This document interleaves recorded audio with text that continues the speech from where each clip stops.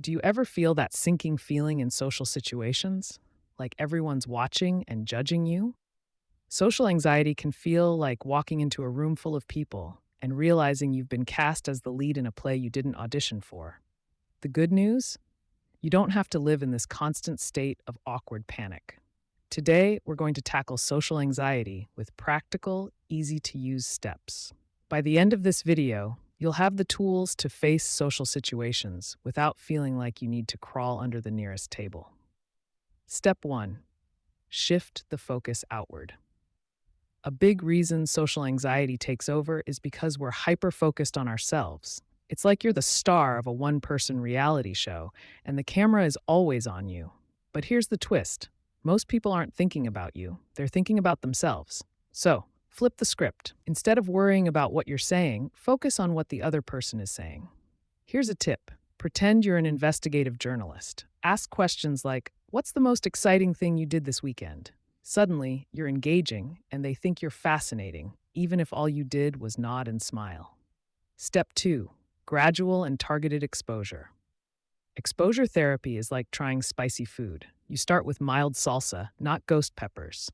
Create a fear hierarchy. A fancy way of saying, make a list of scary social situations, from least to most terrifying.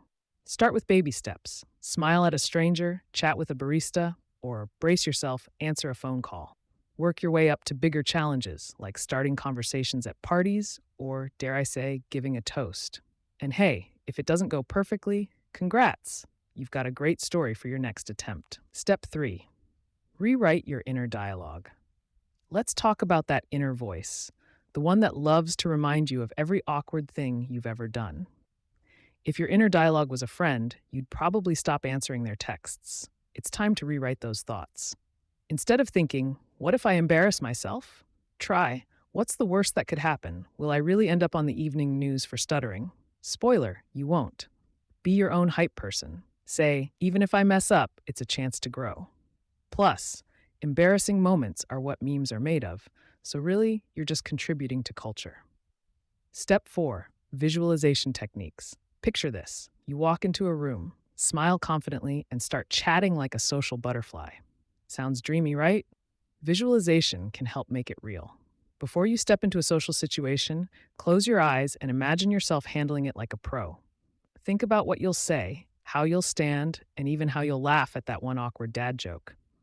Visualization isn't just daydreaming, it's like rehearsing for the big game, but with less sweat and no need for a uniform.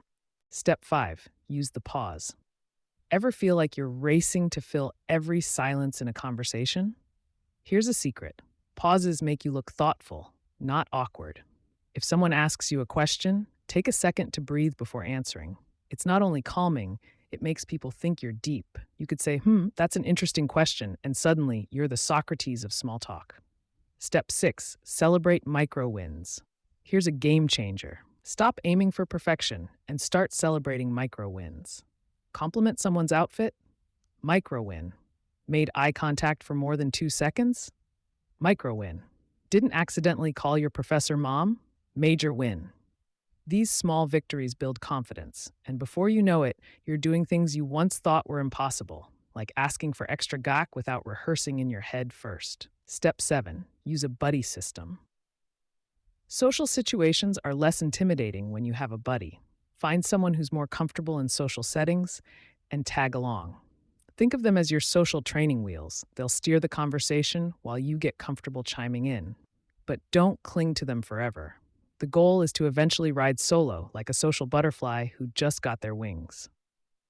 Overcoming social anxiety is like learning to dance. At first, it feels awkward and unnatural, but with practice, you'll find your rhythm. Start small, laugh at your mistakes, and don't forget to celebrate the journey.